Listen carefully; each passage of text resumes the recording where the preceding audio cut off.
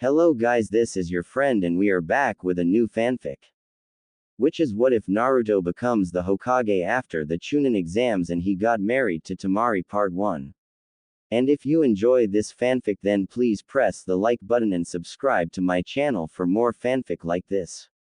And now let's start the fanfic.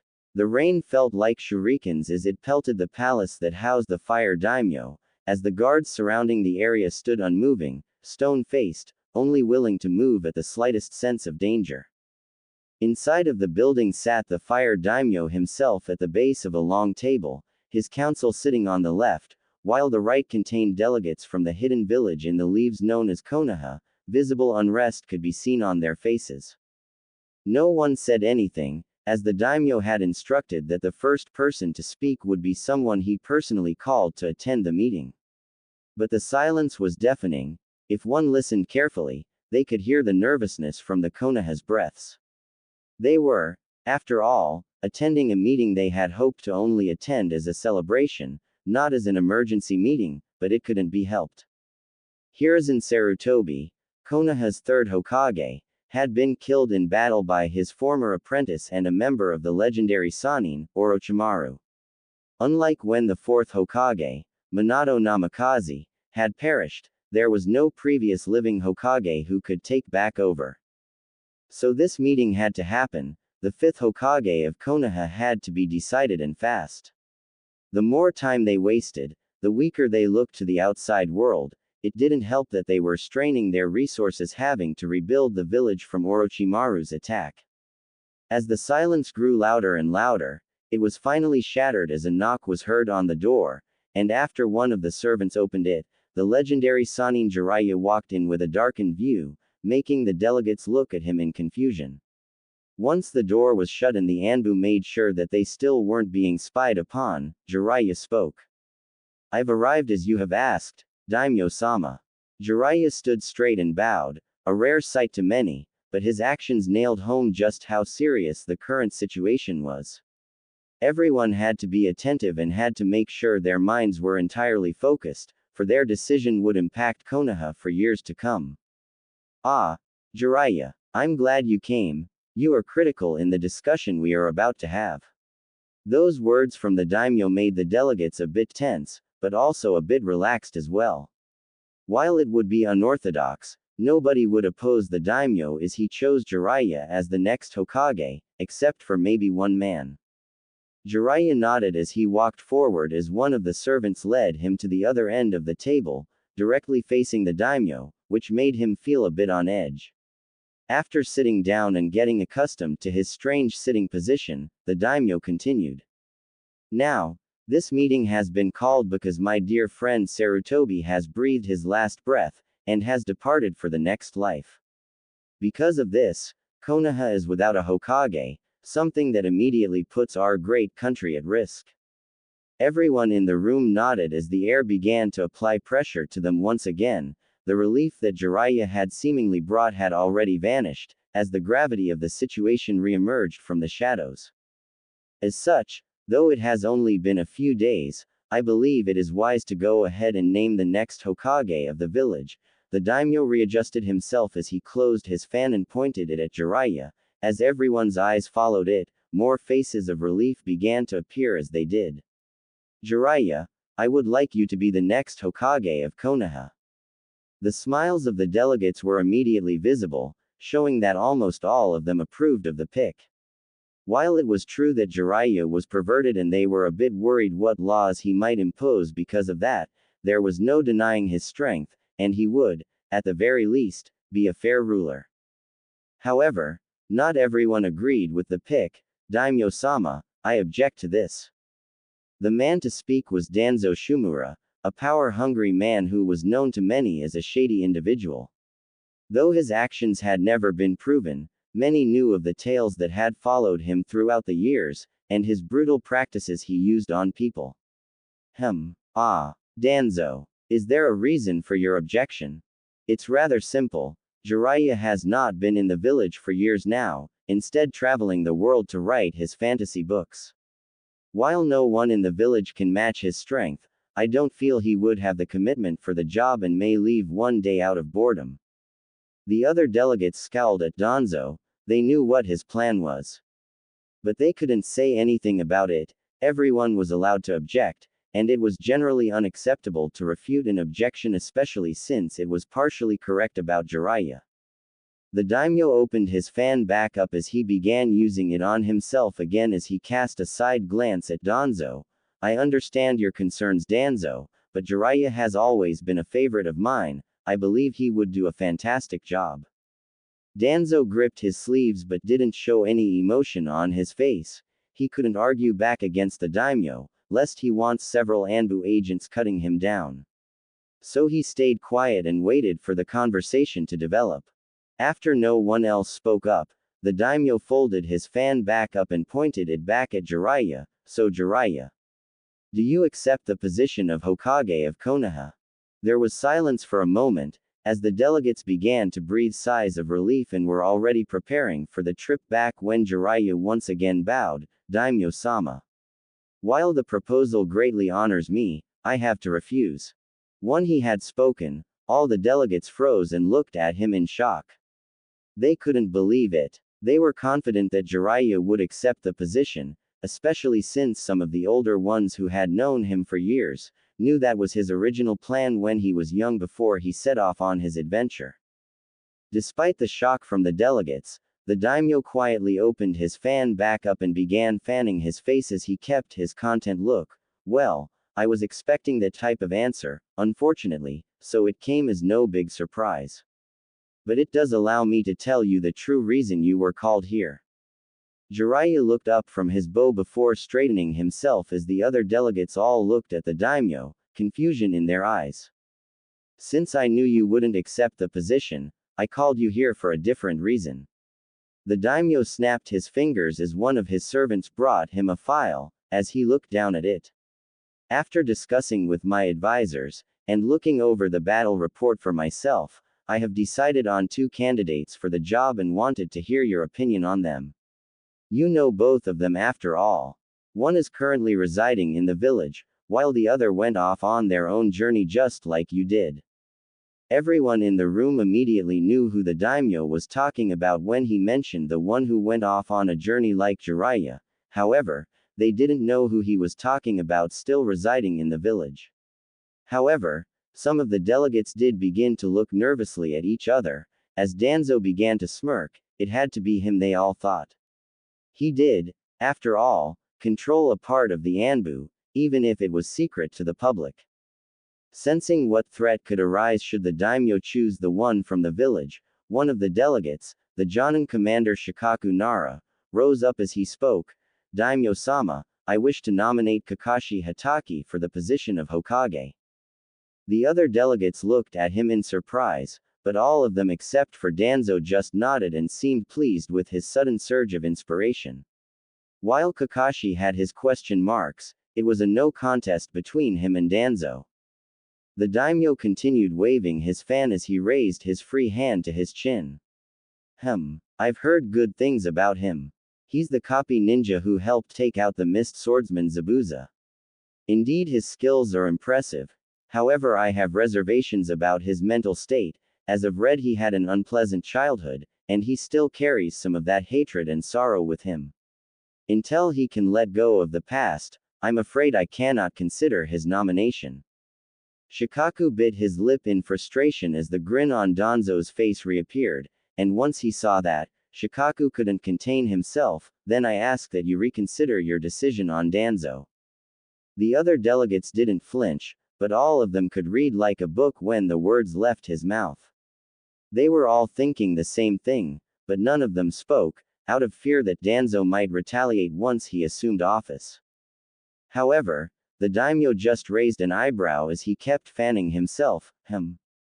I don't have anything to decide on when it comes to Danzo. You mean, he's not the one from the village you have your eyes on? The daimyo simply swung his head, causing relief to wash over the delegates while Danzo again clenched his hands, but didn't retaliate. He would continue to let the situation play out, and while he may not be chosen, he could easily get close to the 5th and easily become his or her successor when they mysteriously pass away. Then, who is Before that, Jiraiya, I want to hear what you think about my first choice. The daimyo closed his fan once again as one of the servants laid a picture down on the table that everyone recognized as the daimyo pointed towards it, another member of the legendary Sannin, Tsunade. She is the granddaughter of the first Hokage, so I believe she has the heritage for the job. Her skills as a ninja in both the battlefield and the medical field are unmatched, and though easy to anger, she has a kind heart. Do you believe she should be the fifth, Jiraiya? Jiraiya looked down at the picture as a nostalgic smile came upon his face. How long had it been since he last saw Tsunade, yet alone as young as she was in the picture? Everything the daimyo had said was true, nothing was wrong. But Jiraiya's smile vanished as he crossed his arms and closed his eyes. My only worry is that she wouldn't want the job. I don't know if she would be willing to accept all the responsibility that came with it, especially after all she has been through. I see. Somehow I was expecting that answer as well. The daimyo spoke as the servant picked the picture up off the table as an unnerving silence returned. Well, I wish to give you the other candidate I have thought of, however, I want to reveal something. Everyone in the room gave the daimyo a confused look as he reopened his fan before he began speaking. Konoha is the most important village of our country, as it houses our strongest military and economic impacts. Because of this, I don't wish to have a new leader installed every decade or so, as every time a new one is installed, it creates a time of weakness, especially during an emergency meeting such as this. While I would have preferred Jiraiya or Tsunade, the truth is that with them, we may be having another one of these meetings in just a few years due to their age, something I do not want. The delegates nodded, understanding where the daimyo was coming from. After all, a big reason that Minato was chosen was that it was thought he would rule for decades, yet. So my choice that currently resides in the village is someone young, very young, in fact, younger than Minato was when he was chosen. Everyone raised an eyebrow and looked at each other. Was there someone that young and powerful in the village? If there were, they would still need to train to reach that power. If you're wondering how young, well, they were competing in the Chunin exams just a few days ago. When the daimyo said that, everyone in the room mentally gasped and gave him looks of confusion. Someone that young. While it was true they would rule for decades, could they give someone that young that much power? After all, the Hokage was the absolute ruler of the village and could do whatever they pleased. It wasn't a democracy, it was an absolute dictatorship, and giving someone that much power at a young age. It was so risky that it made some of the ones present visibly nervous. However, Danzo seemed content with the idea, which scared some of the delegates. He seemed content because someone that young would easily be swayed, and with as high of a position he held, Danzo could quickly gain the power he wanted, even if he didn't become Hokage. So to him, he was content with that choice. However, another question arose, just who was he referring to? They wanted to narrow it down to the winners, but since the exams went unfinished, that gave them a lackluster bubble to choose from. If they included everyone, then the obvious ones that jumped out were Sasuke Uchiha for his incredible power, Neji Hyuga for his family ties, and Shikamaru Nara for his intellect.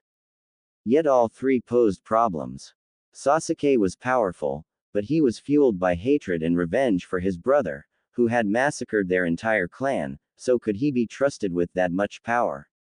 Neji had shown incredible chakra control, yet he was brash and often overlooked foes, which lead to his defeat against Naruto Uzumaki. Finally was Shikamaru, who had a great intellect that could be matched by almost no one, yet he was incredibly lazy, and often paid little attention to conversations. Out of all of them, Shikamaru seemed like the best choice, since his dad was the Jonan commander. Also, despite his laziness, he knew what he was doing most of the time, so he would at least be knowledgeable with missions and the such. He was the least risky choice out of them all. So Jiraiya, would this choice be better than Tsunade? Jiraiya gave a confused look. How should he know? He didn't even know who they were after all. Daimyo-sama, I'm afraid I can't answer that if I don't know who you are referring to. Oh, but since it concerns you, it should be rather easy to figure out. After all, the young one I'm talking about is the only son of Minato Namikaze. As soon as the words left his mouth, both Jiraiya and Shikaku went wide-eyed and stared at the daimyo as sweat came down their face. They were the only ones in the room who knew about Minato's son, so they immediately knew who he was talking about. Naruto Uzumaki, the Jinchuriki of Konoha. Jiraiya tried to speak, yet no words left his mouth. How could they? To be asked on the spot if your godson could become the most powerful man in your village. What could he reasonably say? Also Jiraiya, I'm not choosing him because of his bloodline. I know you have been training him ever since he was young in secret, and that he held back in his Chunin exam. After all, it was thanks to your training that he was able to help save Konoha during the attack. That was true. Ever since Naruto was a baby, Jiraiya had secretly watched out for him, and once he was old enough, he began secretly training him to become a ninja, making him more powerful than anyone other genin. In fact, his power could be compared to a low-ranking Jonan. He was the perfect one to lead the future of Konoha, but... Daimyo-sama. Shikaku stood up and slammed his hands on the table as sweat rolled down his face. I know how powerful he is. But you know how the village treats him. If he were to become Hokage suddenly, we would have full-on riots in the streets, or worse. They only treat him like that, because of Sarutobi's decision not to reveal the truth to anyone. I feel that if the truth was revealed, and he continued to prove himself, then everyone would eventually accept him. Of course, him becoming a good leader would speed up the process. One of the delegates, a woman from the retired ninja council named Shinya, raised her hand and spoke. Who exactly is Namikaze-sama's son? I will only reveal that if Jiraiya deems him ready. If not, then I advise you to begin searching for Tsunade. Jiraiya gritted his teeth as he looked at the table he was sitting at. Could he do it? Could he in good faith say Naruto was ready? No, he couldn't. At the same time, was anybody ready? Just a week ago, Sarutobi was alive, and the village was celebrating the Chunin exams. Now they had no leader, and the village was in ruin as many ninjas were still missing or presumed dead. So was anybody ready? The only answer to that was hell no. Nobody was. He knew this, and Jiraiya had to accept this. It wouldn't be a popular decision by a long shot, but Naruto might be the Hokage they need, but not the one they deserve or want. Jiraiya took a deep breath as he stood up from his chair and looked directly at the daimyo as he gave a smile. I fully support his nomination as Hokage. Jiraiya. Shikaku looked at him with worry, but as soon as he saw the resolve in his eyes, he felt a sense. Relief. No. Perhaps it was gratitude. Whatever it was, it made him feel at ease, and after a moment he stood back up as well. I, as being the only other one here to know of Namikaze-sama's son, also fully support his nomination as Hokage of Konoha. The daimyo looked between the two of them before he smiled and shut his fan as he stood up and pointed the fan upwards. Then it's settled. With this, I appoint Naruto Uzumaki as the 5th Hokage of Konoha. As the sun began to rise, shining the village that slept underneath it, a sense of nervousness and calm could be felt throughout the village. 3 days ago, the delegates from the village had been summoned to the capital of the country to decide on the 5th Hokage, but despite the delegates returning the previous night, there was no word of who was chosen. Many villagers had seen that some of the delegates had worried expressions and looks of disbelief, which arose fear in some that a new Hokage couldn't have been agreed upon. However, that wasn't the truth, that was far from the truth. The worries and fear that were expressed on the delegates weren't because a new Hokage wasn't chosen, it was because, for many of them, the person who had been selected was despised by almost everyone due to the lies that had been spread throughout the village over the years. However, for the ones who despised the pick, they had a small glimmer of hope left. Despite being chosen, the Jonan of the village still had to convene and vote to approve or disapprove the pick. Before the delegates had left, 10 Jonan had been picked to vote on the matter, and as soon as the delegation had returned, the 10 Jonan convened in the Hokage's manor as the Jonan commander began the vote. Once all the Jonan had assembled, and the Anbu had secured their location, the meeting began as Shikaku sat down at the end of the table that had been prepared as he took out the nomination letter the daimyo had given him as he began to speak. I know that before the delegation had departed, many of us assumed that one of the legendary Sannin would have been chosen. I'm here to announce that we were partially correct in that assumption, as Jiraiya-sama was chosen to be the fifth. However, Shikaku looked over the Jonan who all seemed to know what he was about to say as told by their looks of doubts. He refused the position. Moreover, Tsunade-sama wasn't chosen either. Everyone in the room narrowed their eyes and nodded, not letting their surprise slip through as Shikaku continued. The person who was chosen is currently residing in the village, and it's someone we all know very well. The Jonan glanced at each other but still didn't say anything, but thoughts of who it could be did start to enter their minds. Many were already assuming that it was one of the shinobi at the table, which at the very least made the vote a foregone conclusion if that was the case. One of us here knows this person more personally than the rest of us. Kakashi. Everyone's eyes looked to the other end of the table where Kakashi was sitting, who simply raised an eyebrow at the sudden call out. I ask that you vote on this nomination not because of personal feelings, but because of whether you believe in the nominee or not. Understand? Kakashi kept his confused gaze as he leaned onto the table and responded, I hope you're not saying I've been chosen.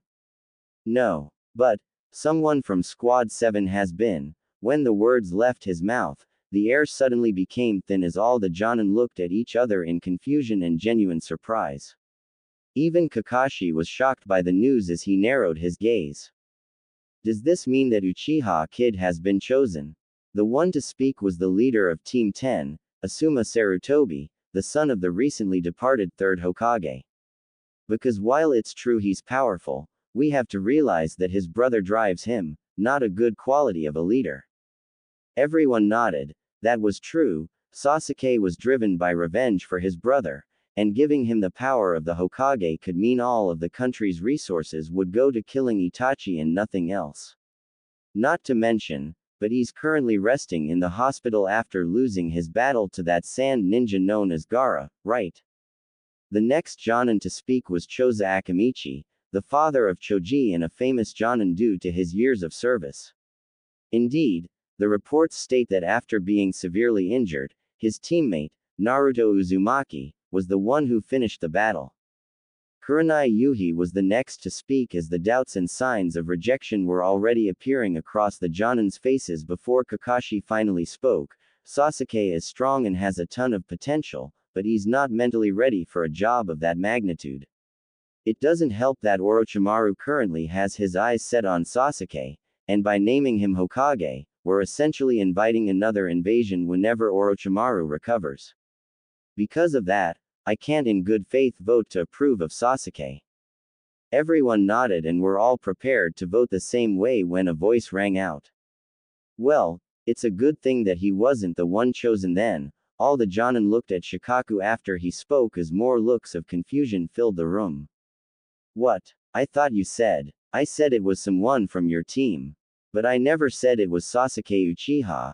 Kakashi kept his confused look centered on Shikaku until his eye went wide as he started to realize what he meant. If it wasn't Sasuke, then that left only two options. The chances of Sakura being chosen were non-existent thanks to her limited ninja skills and judgmental mindset. That means, you're telling me that the one chosen was. Yes, Minato Namikaze-sama's son, Naruto Uzumaki, has been chosen as the fifth Hokage of Konoha. When Shikaku spoke, everyone became stone-faced and unmoving as they stared at him, the words not sinking into their heads. Naruto Uzumaki, the kid that was despised by the public because of his birth. The kid who played pranks on all of the villagers. The kid who many thought had only beaten Neji because of a fluke. That Naruto. After the initial shock and confusion, Everyone began to look around before all of their eyes landed on Kakashi, who was still staring at Shikaku. So Kakashi, can you vote with reason and not emotion? Or should we have someone replace you for the vote? Quote. I can vote just fine, but Naruto is stronger than he lets on, and his mental fortitude is stronger than Sasuke's, but the risks that would come if he was installed as Hokage would be huge. Not only would the public most likely revolt in the streets, but the Akatsuki would immediately make us their number one target. Trust me, I discussed this at length with the other delegates on the way back. Many of them were split, of course. While some argued that the public would come around in time, the others said that we would be thrown into civil war long before that happens. It's something we do have to consider. Does anyone else have anything to question? Yeah, I do. Asuma spoke as he took the cigarette from his mouth and crushed it in between his fingers as he looked at Kakashi. What do you mean by saying Naruto is stronger than he looks? I mean exactly what I say. I always had a feeling that Naruto was holding back, but that was proven true in the Chunin exams. No regular person can have a grueling match with Neji like he did, only to turn around and be able to defend the village from another Jinchuriki like himself successfully. I don't care if Gaara did fight Sasuke beforehand, it's still superhuman either way. But he was always rated near the bottom of his class when it came to being a ninja. Why would he purposely hold back? I have someone who can answer that. Shikaku interrupted their conversation as he lightly tapped on the table before speaking again. I figured that we would all have a lot of questions, so I brought the person who could best answer them that wasn't Naruto himself. Soon after, the door to the room opened as Jiraiya walked in with a stern and severe expression as all of the Jonan eyed him, no one making a sound until the door was closed and the room was scouted over once more. I have brought Jiraiya-sama here, as he has some revelations that might surprise you all. Jiraiya nodded as he walked over and stood beside Shikaku before he began speaking. As I'm fully aware, you all have many questions regarding Naruto, and I'm here to answer them all. But before that, I want to state off the bat that Naruto has my full support for being the next Hokage. After discussing it at length with Shikaku, he also fully supports Naruto. The Jonan all-eyed Shikaku, though he didn't flinch as he allowed for Jiraiya to continue. I was listening in, and after hearing Kakashi and Asuma talk to each other, I want to state that Kakashi is right about Naruto as holding back. The reason for this is because ever since he was a child, I have been raising and training him in secret. All the Jonan tensed up a little but still didn't say anything as he continued. I wasn't always around for him, as I did, of course, travel the world, and it seems that during the times I was absent, he would often play pranks on everyone in the village. While this may seem immature, I want to make it clear that he did this because he wanted attention. The public always either ignored him or cursed his very existence, and when I wasn't around, this was how he was able to cope. A few guilty looks could be seen on some of the Jonan as they knew the reason the public hated Naruto was because of the third's decision to never tell the truth about how Naruto had, in a way, saved the village.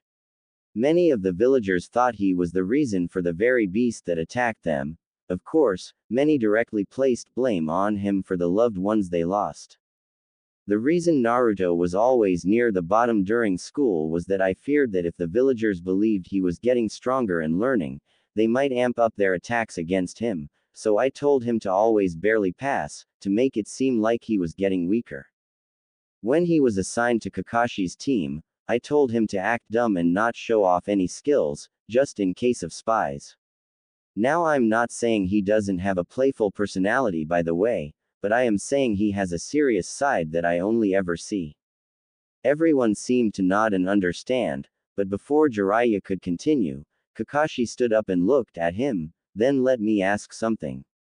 Until he's approved, he is still my student, and I have a right to know.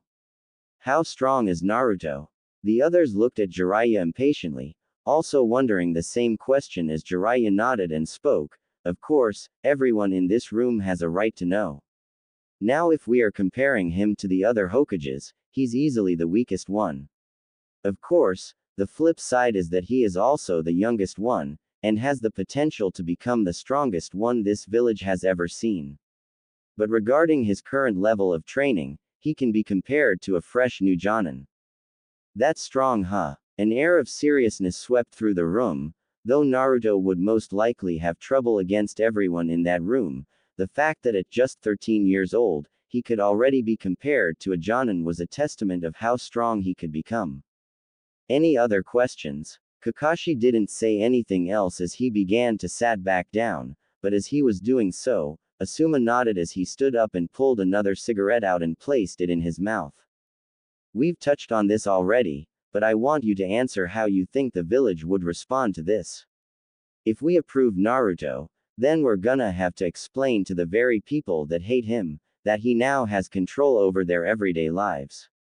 If you had asked me this just a month ago, I would have told you that it would suicide for this village. However, I believe people are starting to think differently about Naruto. Whenever I went somewhere and mentioned Naruto, I would get looks of scowls and curses thrown my way.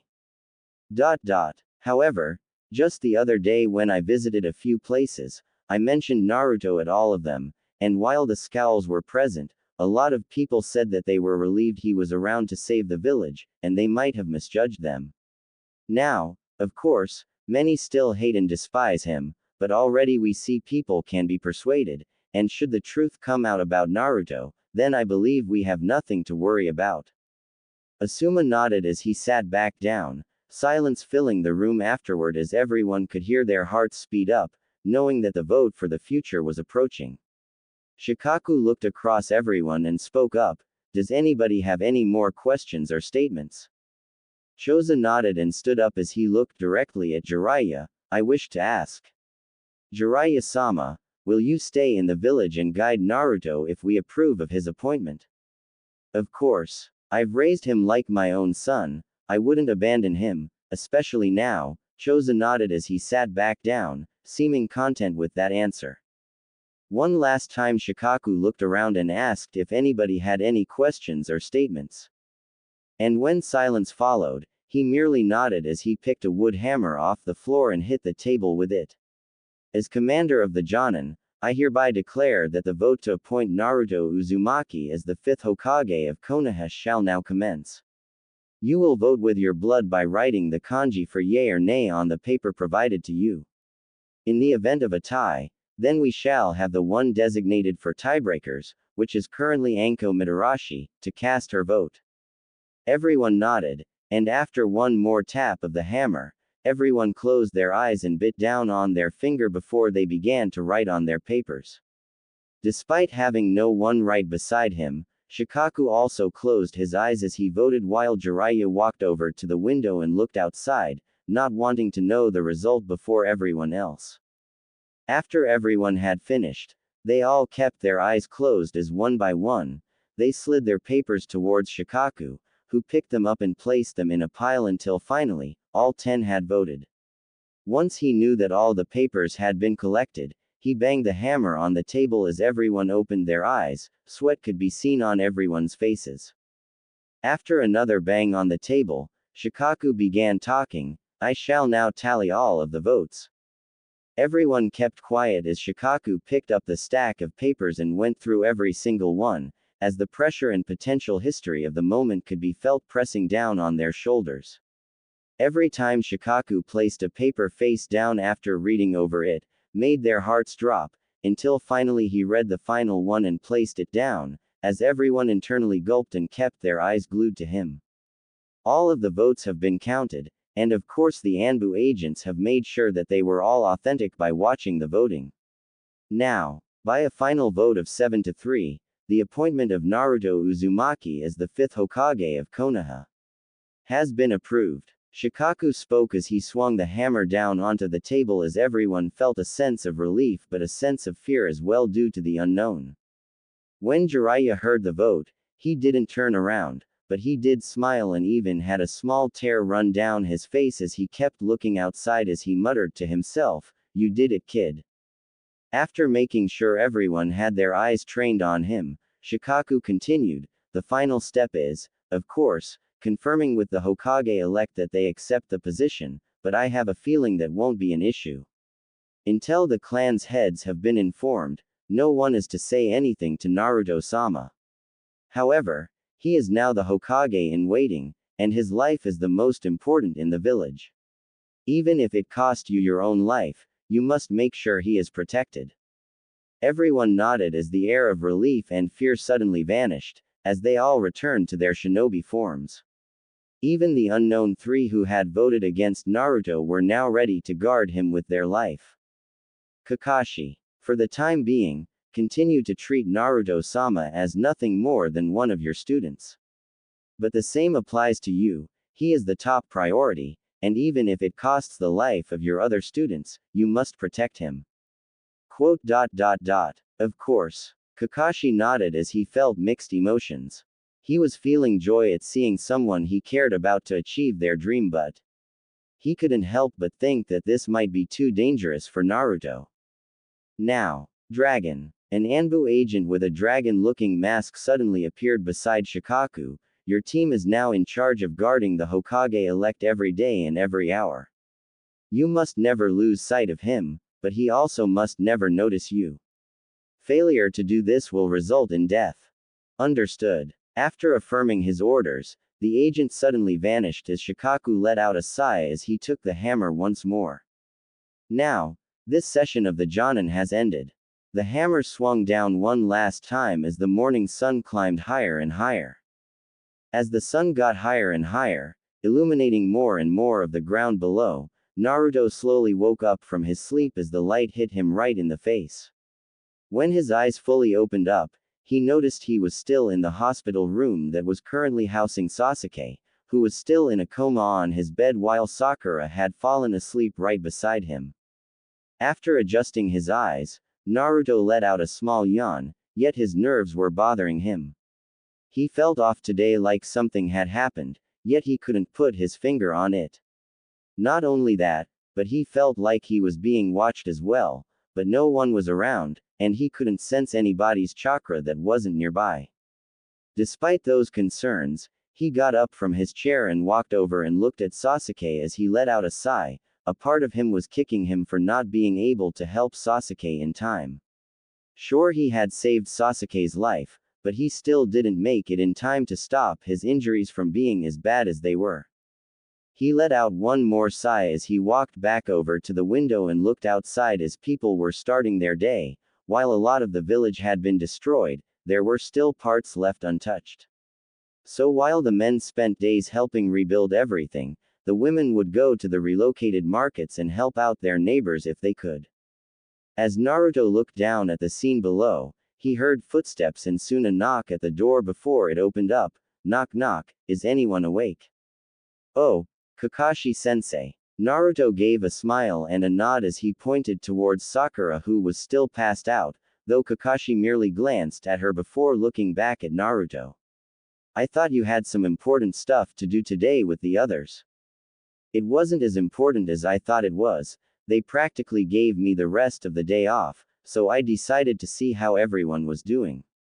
I see. Well then, while we're waiting for Sasuke to recover, how about we go and help out the villagers? I'm sure a lot of stuff needs to be done. Naruto stretched and began to head out when Kakashi stepped in front of him. I think it would be better if we did something else instead.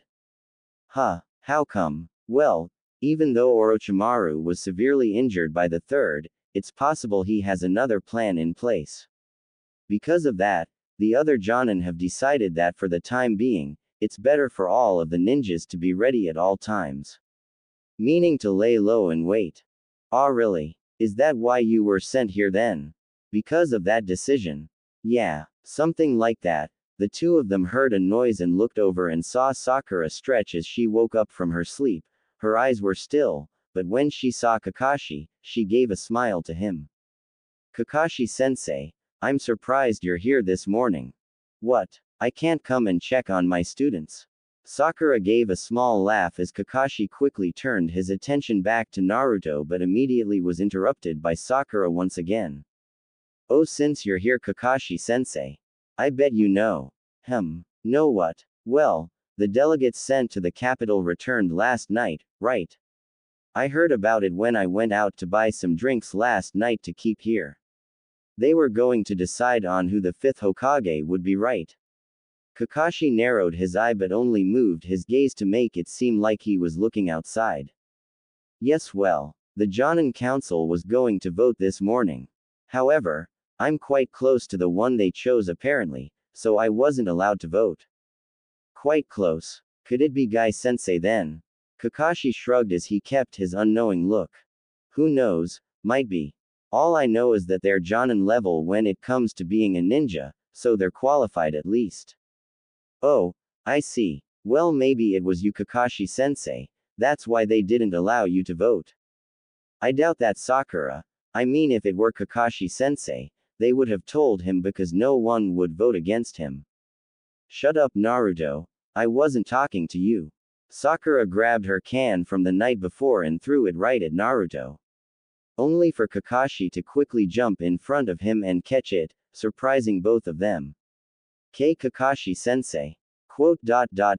It's a hospital. If a drink were to hit something and get on the medicine or equipment, why, I think Sasuke wouldn't be too thrilled about that. Oh, right. Sorry. Kakashi nodded as he crushed the can as he looked back at Naruto. And Naruto, please don't aggravate her. Yeah. Sorry, Kakashi-sensei. Kakashi sighed as he threw the can in the trash and leaned against the wall, so both of his students were in sight. Anyway, I heard from the doctors that Sasuke should be waking up sometime between tonight and tomorrow, barring any unforeseen events, so we have that at least. Oh, thank goodness. I'm so glad to hear that. Sakura put her hands over her chest as she looked at Sasuke as Naruto also gave a small, sad smile. He was happy his friend was alright. The sadness came from the look Sakura gave Sasuke, making him continue to accept Sakura's true feelings slowly. Despite the sudden bit of sadness, Naruto shook his head as he pumped his fists as he looked at Kakashi. Well, that's good to hear. I've needed a sparring partner for a new jutsu I learned, and Sasuke is the perfect partner. New jutsu. Kakashi raised an eyebrow as Naruto nodded. What is it? Hehe, you'll see when I use it against Sasuke. Naruto gave a big smile and a thumbs up, making Kakashi even more curious at what he was talking about. Oh yeah, once we find out who the new Hokage is, I wonder if he would allow me to have a sparring match with him. He would be a fantastic training partner. If you can convince the Anbu Black Ops, then he might agree to it. Kakashi used his casual tone as always, though he did start to wonder how much the Anbu would let Naruto train once he assumed office, as all past Hokages didn't need the level of training Naruto did. Ah, it's no problem. I tricked those guys so much when the old man was in office that I'm sure it will be just as easy. Kakashi had to give a small laugh at that, if only because those guys were now in charge of guarding Naruto's life. Although, I might know who the fifth Hokage is, Kakashi-sensei. Really? Stupid. There's no way you can know just from what he told us. Sakura yelled over at Naruto as she went to grab another drink, only to stop when she saw Kakashi glaring at her. Oh yes, I can. It's quite obvious if you think about it. This person is not only close to Kakashi-sensei, but has to be strong both physically and mentally. Out of everyone Kakashi-sensei knows, the most obvious choice is Shikaku-sensei. Shikamaru's dad. Yep. I mean, think about it. He's incredibly smart, and a master strategist. Plus he has that shadow possession jutsu. He never has to worry about being attacked because as soon as the attacker gets in range, he can take control of them. Also, he and Kakashi-sensei play mahjong with each other, so I can see why they wouldn't let you vote Kakashi-sensei. While you have good points, Naruto, I wonder if he would even accept the position. He doesn't seem like someone who would want the job, to be honest.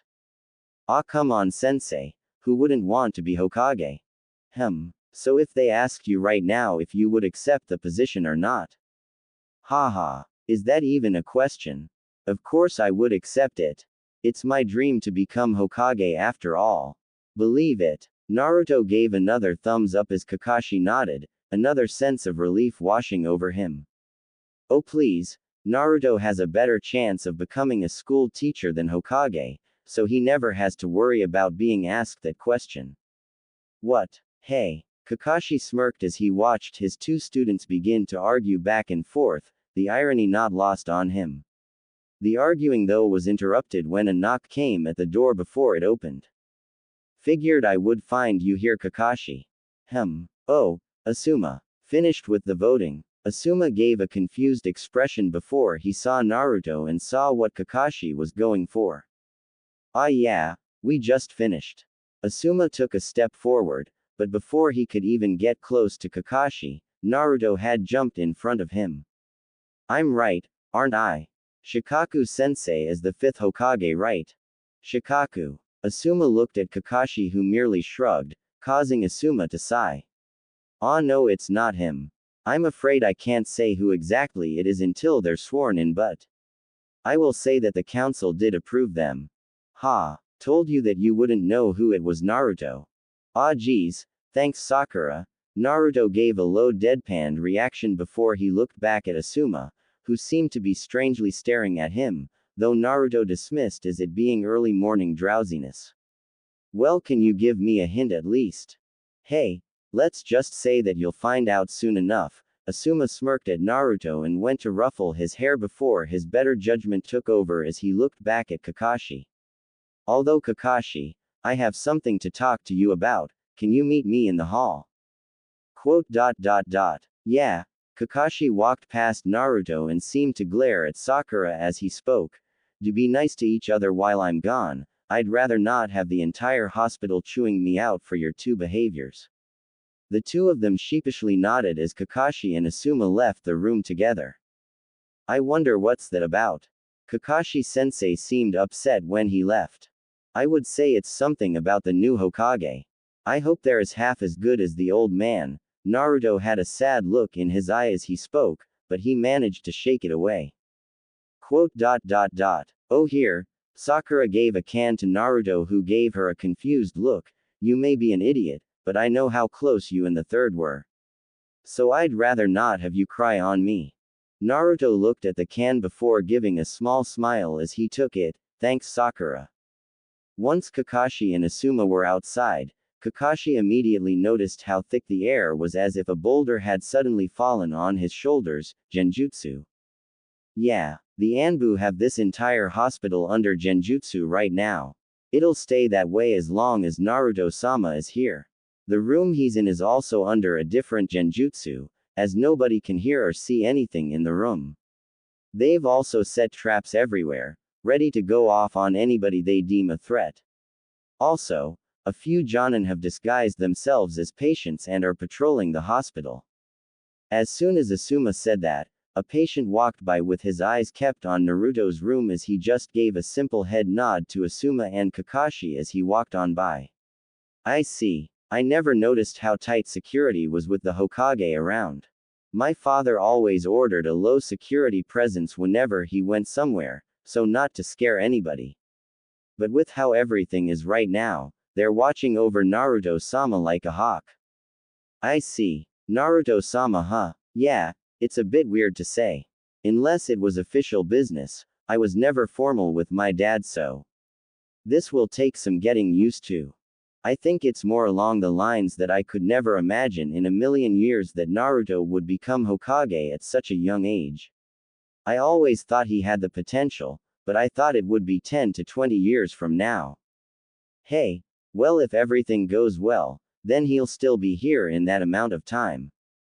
I hope so. But anyway, what did you need to tell me? Asuma looked around before he began as an extra air of caution. Well, I have mixed news. I just got back from the Hyuga Manor, and the news about Naruto-sama was met with a small but positive reaction. Many of the members seemed unimpressed with the decision, but Hiyashi said that he would respect the decision and pledged the clan's full support to help and guide Naruto-sama. Well, that went better than I was expecting. Although it doesn't sound like they were overly happy with the news. That's an understatement, but they at least said they would support him. On the bad side of things though, it seems that for whatever reason, Danzo is quite pleased with the news that Naruto was approved. Danzo. Why would he be happy with that? It's no secret that he despises Naruto. It makes no sense for him to pleased with our decision. Trust me, everybody is fully aware of that, so a few Jonan are keeping tabs on him. It doesn't help that he runs a section of the Anbu that is somehow even more secretive. As soon as Naruto-sama is sworn in, I advise you to immediately tell him about Danzo, Kakashi. Right. One more thing, Kakashi. I've not talked with the others yet, but I know that all of the clans should know by this evening, and because of that, we're going to mark all the ones who don't intend to support Naruto-sama and immediately advise him to install a puppet leader in all of them. Kakashi didn't like the sound of that idea, as that could immediately lead directly to civil war, but, I guess we have no choice. For now, the time to negotiate is in the future, not the present. Yeah, the door suddenly opened as Kakashi and Asuma both immediately looked towards it. Naruto came out holding his wallet. When you guys said the hall, I didn't know you meant right outside of the door. Kakashi placed his hands in his pockets as he walked close to Naruto. Well, it's still in the hall, isn't it? Anyway, where are you going? I'm pretty hungry, so I'm going to go buy some ramen. I invited Sakura, but she said she's going to be with Sasuke until he wakes up, so I guess I'll be going alone. Naruto began to walk on, only to stop when Kakashi laid a hand on his shoulder. I'm pretty hungry myself, mind if I join you? Really? Sure.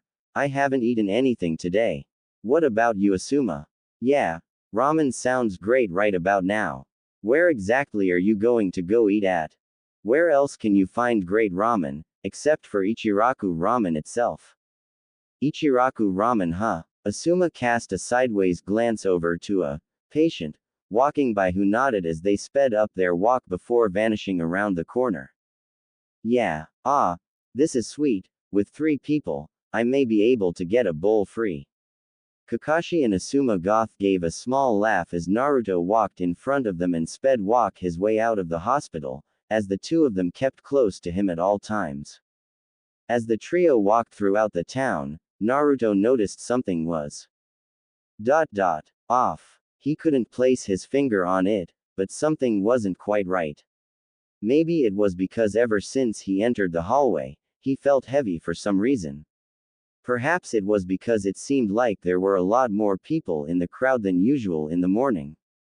Or maybe it was because Kakashi and Asuma seemed more than happy to eat with him. Whatever it was, it felt off, but unless it was something dangerous, Naruto chose to keep an eye on it, but not worry about it yet. Kakashi and Asuma, on the other hand, kept the surrounding area entirely in view as they walked, looking over every person who walked by and every window they passed by. Along the way, they saw that the patients from the hospital were now conveniently passers-by on the streets, while the general market that would be set up already wasn't for some reason. As they kept walking closer and closer, the crowd thinned out more and more until only the passers-bys mentioned earlier were seen, as they seemed to be enjoying the view. At least that's what it looked like to Naruto.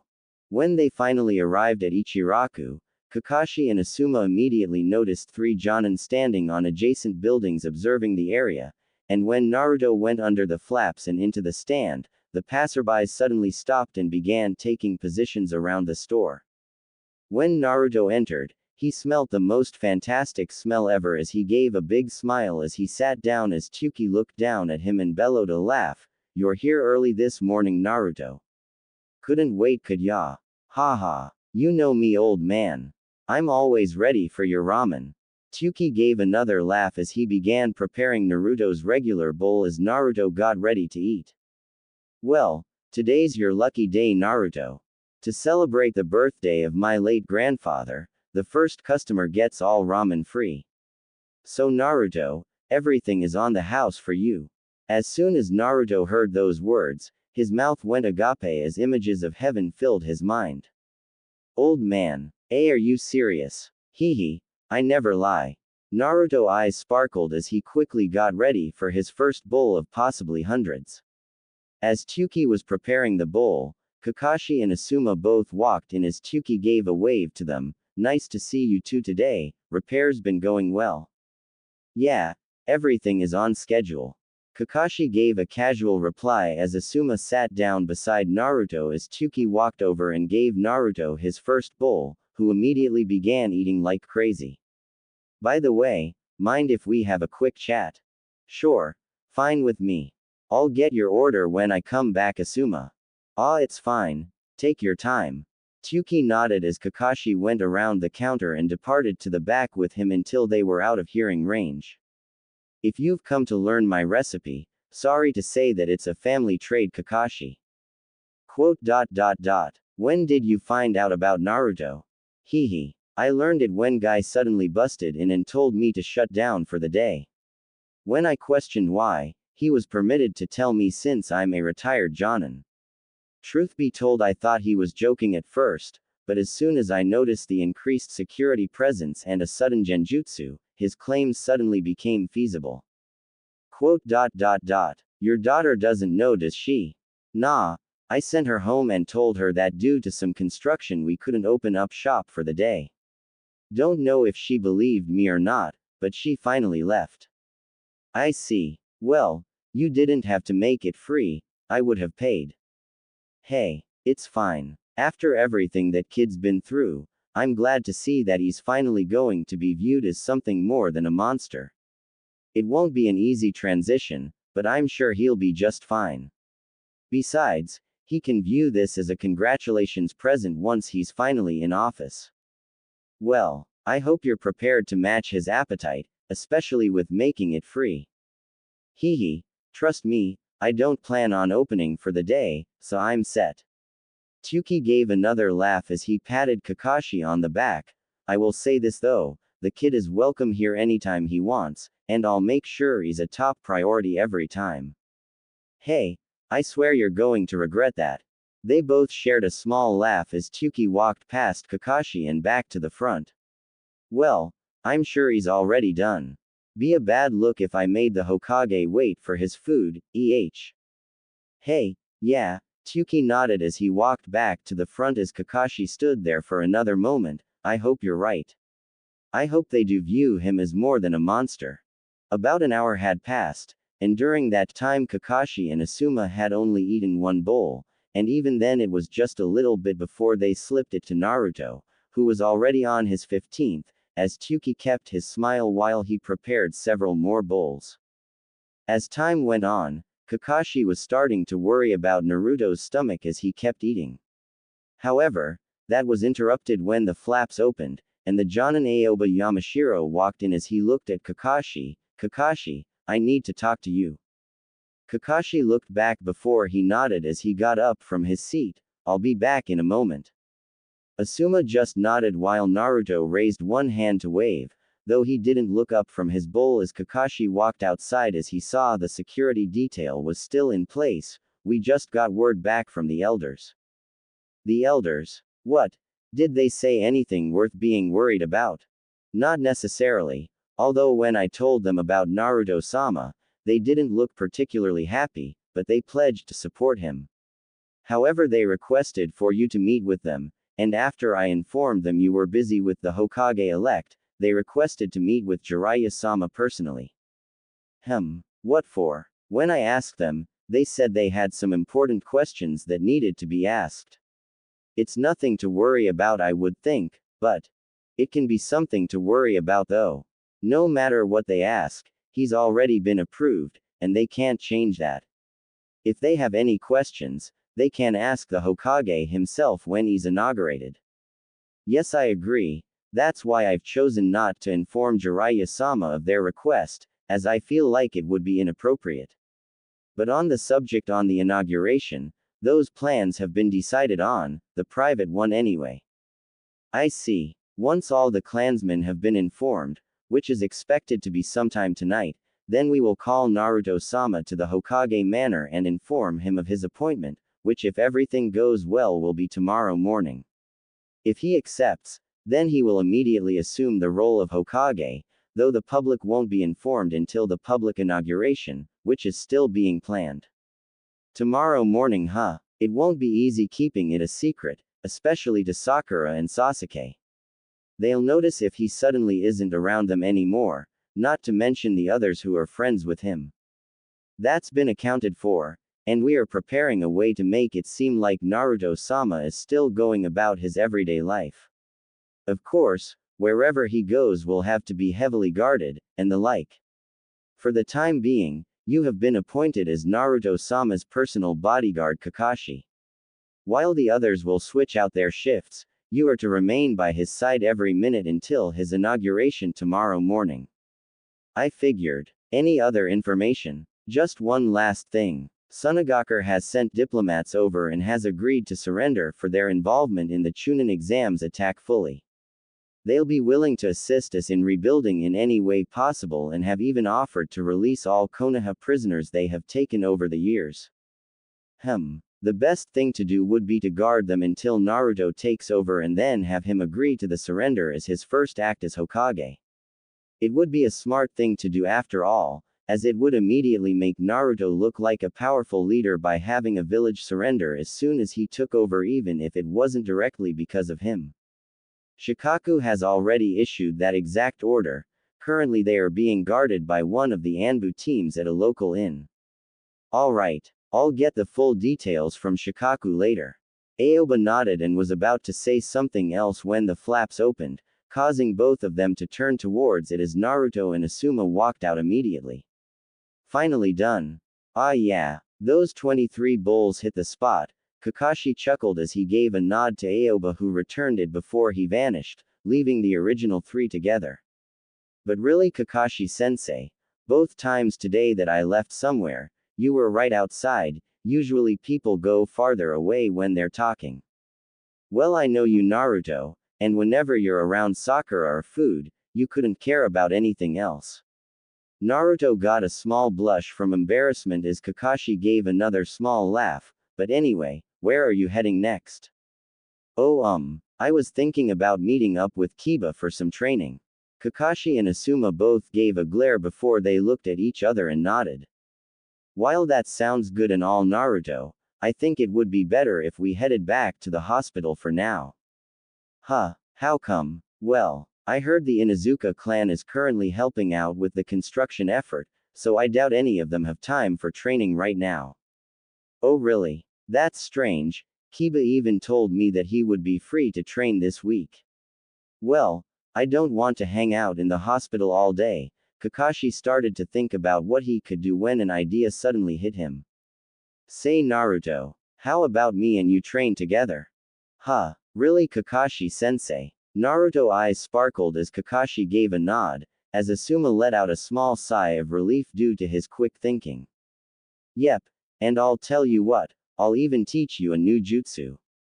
Really? Naruto got even more excited as he was practically bouncing up and down, about to fall right out of his shoes as Kakashi gave another nod. Yeah, but only on one condition. Naruto stopped his bouncing as he gave Kakashi a confused look. Only if you can finally pass this test. Kakashi reached inside his vest and pulled out, what? The bells again. Sure enough, Kakashi pulled out the 2 bells from his vest that he used when Team 7 trained for the first time together. If you can snag both bells before sundown, then I'll teach you something new, alright? Naruto really didn't want to go through the trouble that was the bells again, but the thought of learning a new jutsu was too much to deny. Alright, I'll do it. And I won't hold back, Kakashi-sensei. Hey, good to hear. Naruto pumped his fists together while Asuma laid a hand on Kakashi's shoulder. Well, while you do that, I have a few things to take care of. I'll see you in the morning, Kakashi. Alright then, take care. Asuma nodded before he vanished in a puff of smoke, leaving Kakashi and Naruto alone in front of the ramen stand. Well then, shall we head to the usual training ground? Hehe. Yeah, I'm pumped. Let's go, sensei. As time marched on and the only noise present was the slow breathing from the one on the bed, Sakura sat quietly as she looked down at her kunai, thoughts racing through her head about what she could have maybe done differently to where Sasuke wouldn't be in the position he was in. Initially, she blamed Naruto for not being able to help and support Sasuke fast enough, but as her anger subsided and reason began to sit in, she realized that it wasn't just one person's fault, it was no one's fault really. The only one to blame was Orochimaru and his allies. Nobody from the village was at fault for what transpired, especially since one of them risked their lives to protect everyone. As she sat still and continued to ponder, a knock was heard on the door, and soon it opened as someone walked in. Shikamaru. The one who had walked in was Shikamaru Nara, son of Shikaku Nara, and Konoha's resident lazy student. Shikamaru raised an eyebrow as he looked over the room before he looked at Sakura. Is Naruto not here? Oh no, why? What a drag. Well, Kiba, Choji, and Shino wanted to train, and we figured Naruto would join us. Training? That doesn't sound like you, Shikamaru. It wasn't my idea, it was Kiba's. But with how everything is, I figured it's better than moving wood planks or concrete. Shikamaru sighed as he placed his hands in his pockets. Well, you know where he is. Oh yeah, he said he was going to Ichiraku Ramen. I guess Kakashi-sensei went with him because of not seeing him since then. Shikamaru raised an eyebrow as he turned and leaned against the wall. Well, he's going to be disappointed. How come? Because the four of us were going there when all of a sudden one of the Jonan appeared and told us that the entire area had been closed off because of some of the construction they had to do.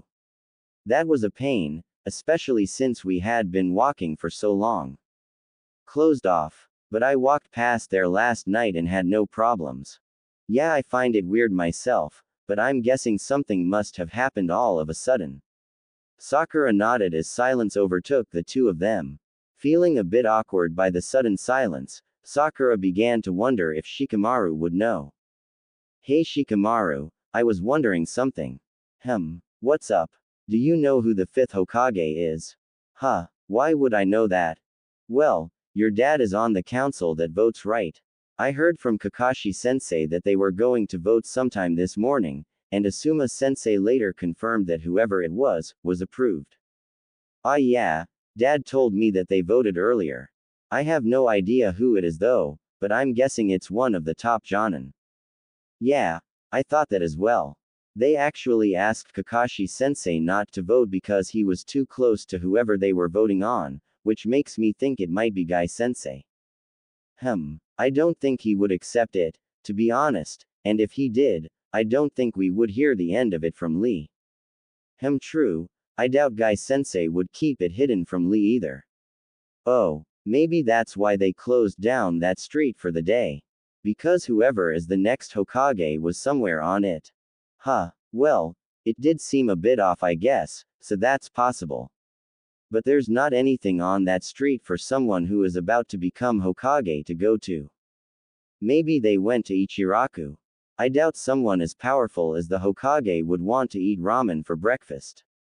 Sakura shrugged as if to say maybe, maybe not. Well anyway, if you see Naruto, go ahead and tell him to meet us at my house. Alright, will do. Shikamaru nodded as he left the room, leaving Sakura by herself as she looked back down at her kunai. The fifth Hokage, I hope whoever it is. I hope they can make the ones who did this pay. As the sun got closer and closer to sundown, Naruto was heavily breathing as his back laid against one of the tree stumps in the training field. Though he had managed to actually grab one of the bells halfway through, his energy had mostly left him after an entire day of running around trying to catch Kakashi, and he was beat. As Naruto stood there, Kakashi appeared in front of him, the bell still in his hand. Well, it's sundown. I'll give you credit, Naruto, you managed to get one today. Not both of them though, so the new jutsu will have to wait. Damn it. But I got closer, Kakashi-sensei. I'll get it one of these days. Both bells. Naruto was breathing heavily as his body ached, though it was a good ache, an ache that signified that he had accomplished something today. Kakashi nodded as he placed the bell in his vest pocket. Indeed, you are getting better, though you still have much work to do.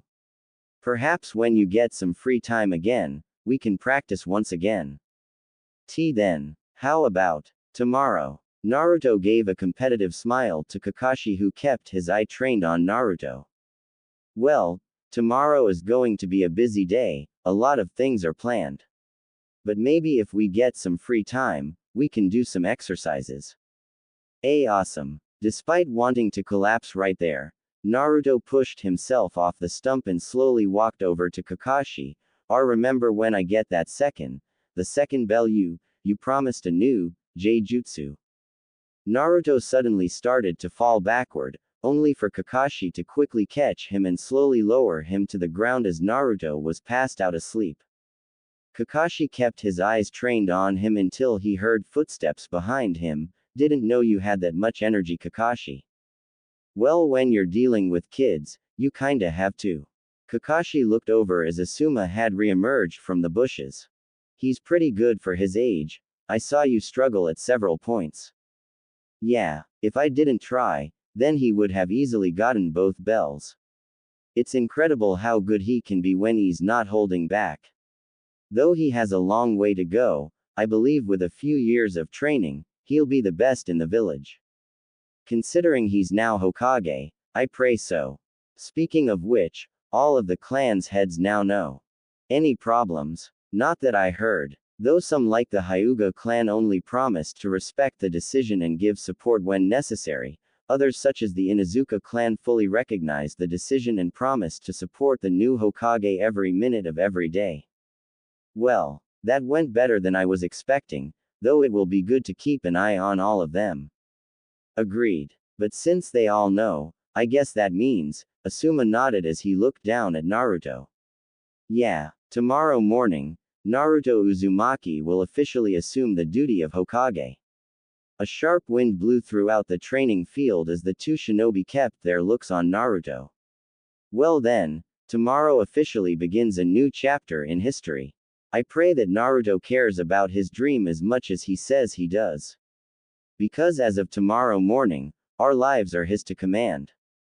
The night rolled on throughout the village. Many of its inhabitants were fast asleep, while the night owls were either doing some sort of job or roaming the streets about to pass out from drinking. However, the few who weren't shinobi noticed increased movement around the Hokage tower, as every minute Jonan were entering and leaving the place. Even some Chunin were seen roaming around the tower, and for any drunks who got close, they were immediately escorted home by someone. While many citizens knew that something was taking place, they didn't know what exactly. Some thought a new Hokage had been decided on and they were preparing for him, others felt that perhaps the council hadn't voted yet and were setting up to do so.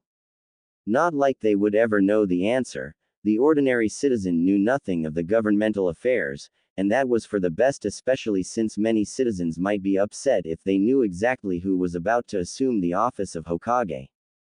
As the night continued, one of the legendary Sannin made his way down the street, his large scroll on his back as a sense of pride resonated throughout his body. As he got closer to the tower, many of the shinobi quickly eyed him before returning to their duty, the members of the Hyuga clan who had been swiftly summoned confirming his chakra to make sure he was the real deal. As he walked up to the door, the one standing guard at it gave a smile to the Sannin as he got closer. Jiraiya-sama, it's nice to see you again. Iruka, it's been a while. Still teaching at the academy. It's where my passion lies, so of course haha. I'm guessing you're here to attend the private ceremony for the 5th. Yeah, I am. Have you been told yet who it is? Iruka sighed as he shook his head. No, only the Jonan know. The Chunin have been called here for extra security, but we've not been told anything regarding the event. We don't even know who the 5th is. All we've been told is that he's expected to arrive sometime early in the morning and that the entire area has been encased in some sort of genjutsu to hide who they are. I see. Well, you may be allowed to watch the ceremony. I'm sure you'll be surprised at who it is.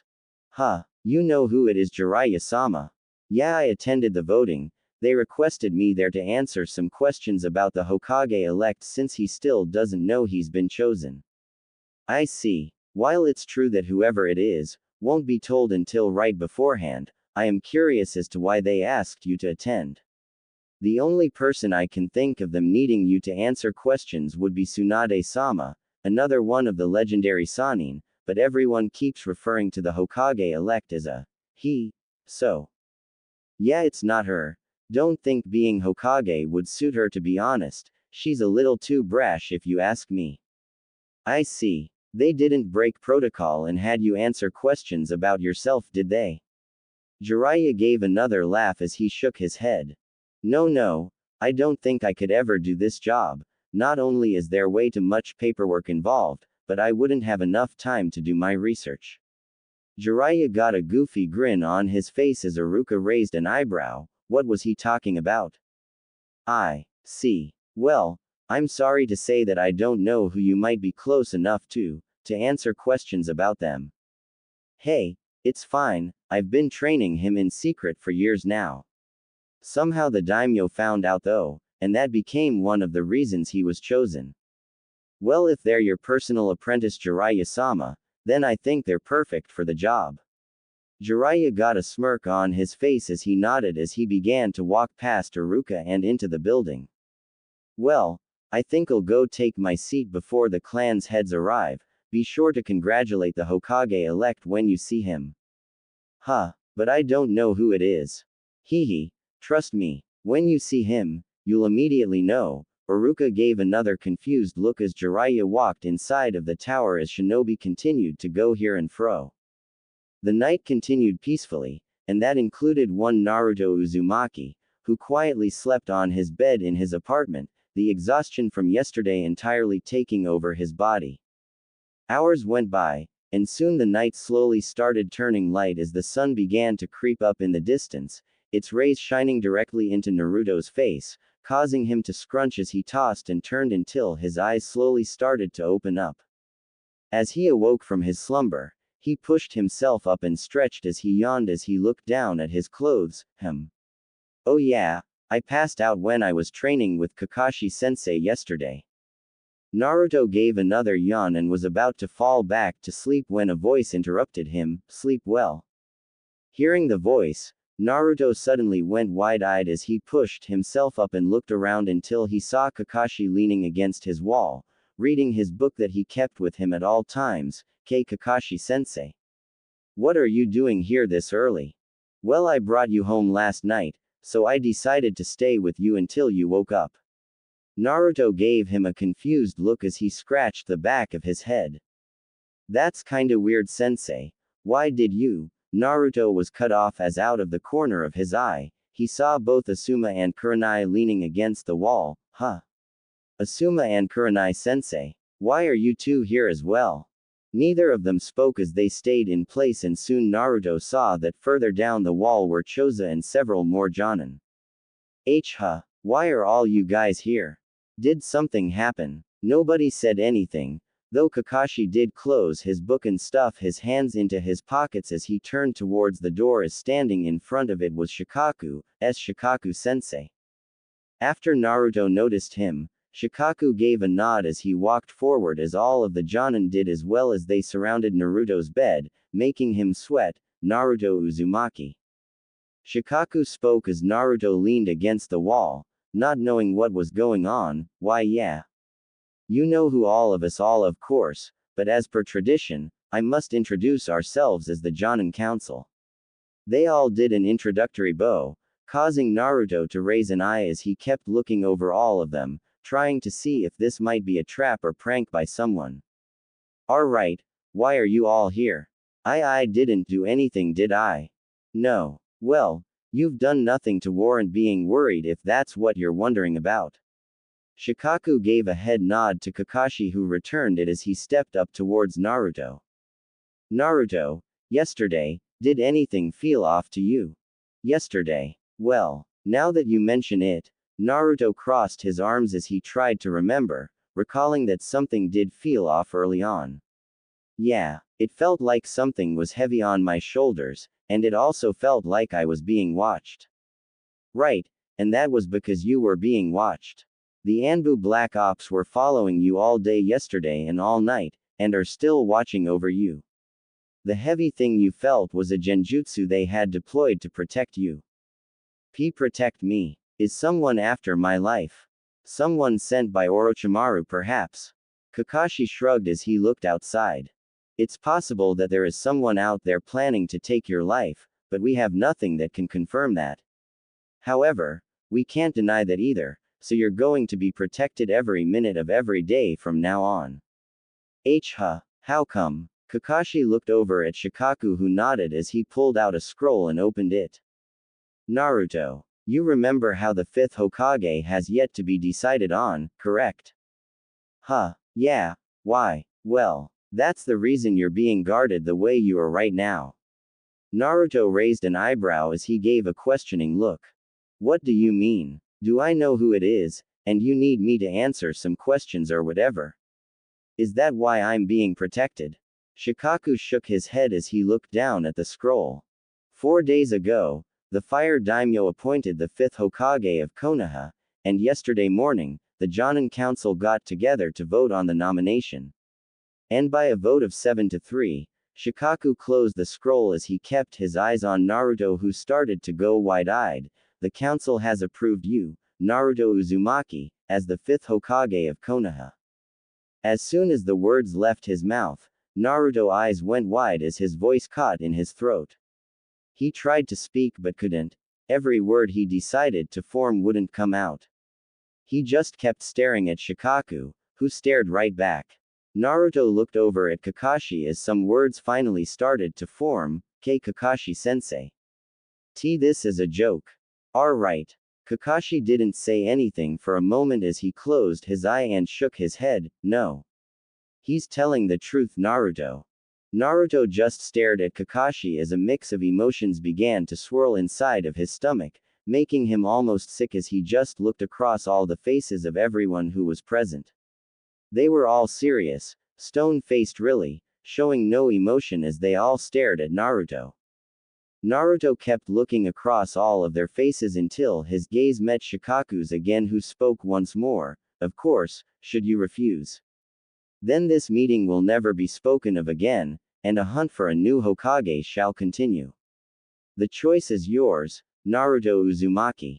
Naruto just took the words in as all kinds of thoughts entered his mind. Ever since he was a kid, his dream was always to become Hokage. Nothing ever came before that. Every day of his training, Jiraiya told him that he had to get stronger to become Hokage. He had to keep pushing and never give up. And here it was. The offer. The council voted, and they wanted him as their leader, no. As the leader of the village. Everyone would depend on him. Everyone would need him. Everyone might acknowledge him. Naruto cast a downward shadow as a tear ran down his cheek as he quickly wiped it off, everyone patiently waiting for his answer, until Naruto finally looked Shikaku in the eyes as determination swirled throughout his body. Shikaku-sensei. I'll do it. I'll become Hokage. As soon as the words left his mouth, Shikaku nodded as everyone placed their fists on their chests. Very well then. We pledge to serve you. Everyone got onto their knee and in unison said, Hokage-sama. Naruto was taken aback from the scene, yet a sense of pride welled up in him as he couldn't help but smile as another tear ran down his face, causing him to wipe it away. Naruto smiled as he looked across everyone, but as everyone stayed kneeled he got a bit embarrassed as he spoke. You guys can stand back up. Everyone immediately did so as smiles were on each of their faces, slightly amused by Naruto's embarrassment. However, that amusement vanished as Shikaku spoke back up. Now then. We have a lot of things to explain to you, Hokage-sama. I'll explain most of them on the way though. On the way to where? To your private inauguration, of course, you still have to follow tradition after all. Okay. Are we walking? Everyone gave a small laugh as Naruto jumped off his bed and followed Shikaku out, with everyone following closely behind. However, as soon as he was on the railing, he looked down and saw a chariot. I didn't even know we had those here. They're not commonly used due to the materials needed to make one, but we always kept one around for use by the Hokage. Sarutobi-sama never wished to use it as he enjoyed walking, so it's not common knowledge that we have one. I see. Wait, does that mean? Shikaku nodded as he gave a smile back to Naruto. It's pretty slow compared to how you usually travel, I hope you don't mind. No, it's fine, just different is all. Shikaku nodded as they all walked down the steps as Naruto noticed the heavy feeling again, most likely because of some genjutsu, while also noticing several Jonan were around his apartment. Kakashi and I will ride with you while the others will walk beside it. Unless you have different plans. No, that's fine. Shikaku once again nodded as he opened the door to the chariot and allowed Naruto to get inside first before him and Kakashi followed suit. Once the door was shut, the driver allowed the other Jonin to get in place before he motioned for the horses draped with Konoha's symbol to begin their trot to the tower. Once Naruto settled into the chariot, the highly comfortable seat certainly helped with that. Shikaku, who had sat in front of Naruto along with Kakashi, began speaking. Hokage-sama, currently we are traveling to Hokage Tower for your private inauguration ceremony, which will only be attended by all of the village's Jonin, the head of all the clans, and a special guest. The general public will not be made aware of your appointment as Hokage until the public ceremony, which we will immediately begin preparing for and hope that it will only take a couple of weeks until then. That said, however, we humbly ask that you continue to live your everyday life while still performing your duties as Hokage. Of course, you have every right not to. Naruto nodded as Shikaku took out another scroll and opened it up and began reading notes off of it. Now, as you know, being Hokage means you are the absolute ruler of Konoha, your word is law and nobody is above your rule. If you feel like someone deserves a promotion, they will get a promotion. If you wish to change the symbol will be changed. If you wish to ban trading, it will be banned. If you wish to change the dress code, it will be changed, and if you wish for someone to die. They will die. Naruto gulped as he nodded his head as Shikaku undid more of the scroll. You will have a constant security detail escorting you, though you can of course keep it minimal and the Anbu will never make their presence known unless you call on them. The head of the clans are no different than anyone else, they are not above you, and should you feel that one is acting out of line, a team of Jonin will be sent to deal with them. Naruto felt more sweat fall down his face as he nodded, realizing how terrible it could be if the wrong person became Hokage. Finally, you will have many things to make decisions on, though of course, you can give the duty to someone else if you wish. You will also never be removed from power unless it's because of death or resignation, and should it be by resignation, you shall continue to live your life in luxury and be well protected. Shikaku folded the scroll back up afterward as he placed it back into his vest as Naruto processed all of the information given to him. Any questions? Just one. Will I be allowed out of the village? While we strongly discourage it, we can't stop you. As I mentioned, you are the ruler of this village, and no one can stop you from doing anything you want. The law doesn't apply to you, there are no rules. Naruto gulped once again as he sat back in his seat as he looked outside and saw the sun shining on all the buildings as the carriage slowly moved past them all. Naruto kept watching the buildings slowly go by before he looked at Kakashi. Kakashi-sensei, I guess this means we won't be able to train anymore, huh? Well, there isn't any rule against it. Although that jutsu I was telling you about. You can order me just to teach it to you if you want. No. I want to earn it. I may have achieved my dream but I can't stop now. I'm going to get a new dream, and it will be even bigger and better. Naruto gripped his seat as determination filled his eyes making Kakashi smile. The chariot continued as the three inside went quiet, questions filling all of their minds as the sun got higher and higher, as all the Jonin walking alongside the chariot kept watch over everything. As the chariot approached the tower, Many of the Chunin who were assigned to guard immediately tensed up a little as they saw the chariot pull in. They didn't know who it was, all they knew was that the Hokage was in that chariot and they knew to show proper respect. Iruka was one of the Chunin as a part of him tightened up as the chariot got closer and closer to the tower until it finally came to a stop, just a few feet away from him. The doors opened as sweat rolled down his face. Shikaku and Kakashi both exited the chariot first, and each of them took a side right beside the door to the inside of the chariot as all of the Chunin and even the Jonan watched the chariot, awaiting their next leader. Uruk kept his eyes trained on the chariot, and soon it shook as a hooded figure descended the steps. Indeed, to prevent the news from spreading, the next Hokage had been cloaked in a black cloak and had their face covered with an old Anbu mask. The masked Hokage looked around as none of the Jonan with the chariot moved, their eyes still watching every corner around. However, as soon as the Hokage began walking towards the tower, they all started walking in unison, surrounding the Hokage like a barrier to prevent anyone from getting close and seeing him.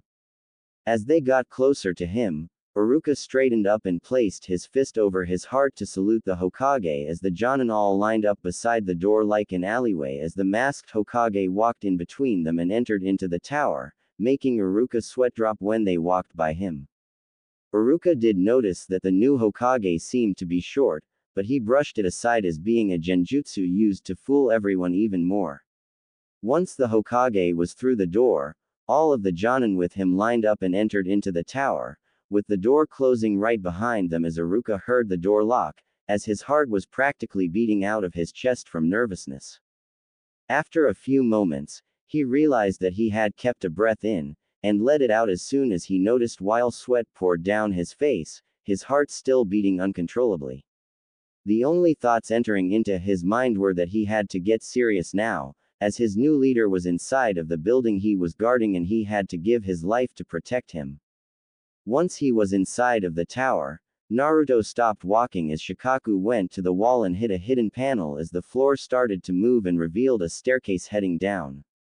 All of the Jonan headed down while Kakashi and Shikaku got on each side of Naruto as Shikaku spoke. We're going to take a left at the bottom and enter into the door. Inside is the dressing room where we'll get you into your robes.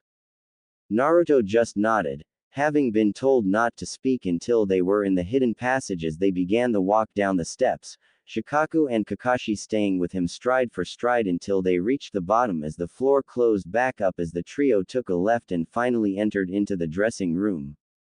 Once inside, Naruto let out a sigh as he took off his mask and black cloak and placed it on a chair inside, while Shikaku and Kakashi both waited for him. Man, walking past Iruka-sensei and not saying anything to him wasn't easy. Shikaku gave a smile as he walked over and placed a hand on Naruto's shoulder. Well, in just a couple of weeks you'll be able to talk to him all you want about your new position. Now I have to head onto the ceremony room and give the opening remarks. During that time, Kakashi will help you get into your robes. Near the end of my speech, one of the Jonan will come and tell you to come on, and you will then proceed to the door on the right of the staircase and wait until I introduce you. Afterward, you will walk down the aisle and to the front where I will deem you the 5th Hokage and place the hat on you. Any questions? Do I have to say anything? Only if you want to, otherwise I'll give the ending remarks with you right beside me and then we'll head on up to the office and get started. Naruto nodded as Shikaku gave a smile before he walked to the door and pointed at Kakashi. Well, Kakashi, see you at the ceremony. Yeah, see you there. Silence came over the two after the door was shut, as Kakashi and Naruto stood in the room together, neither one moving as time ticked on and on. So how long do you think it will be until I'm called for? Well, Shikaku figured you might have some nerves, so he's going to try to stretch it out for about an hour. His remarks will consist of a brief history of all the Hokages before you, and then he'll start explaining your life story to everyone, even if all the Jonan and clan's leaders already know the truth. The truth. Naruto gave Kakashi a questioning look as he shrugged and leaned against the wall. Since you're now Hokage, you're going to find out sooner or later. However, someone specifically requested to tell you, so I'll keep quiet about it for now. Unless you want me to go ahead and tell you, Naruto.